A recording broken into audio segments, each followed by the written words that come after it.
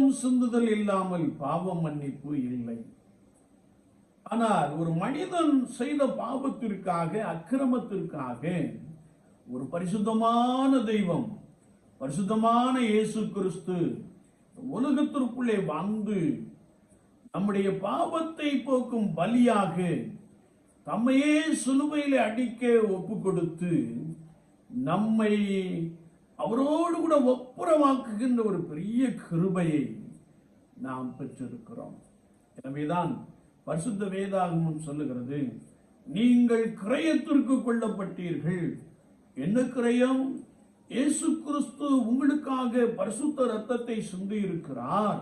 அந்த பரிசுத்த இரத்தத்தினாலே நீங்கள் கிரயத்திற்கு கொள்ளப்பட்டிருக்கிறீர்கள், நீங்கள் விலைக்கு வாங்கப்பட்டிருக்கிறீர்கள் என்பதை குறித்து வசனம் நமக்கு மிக தெளிவாக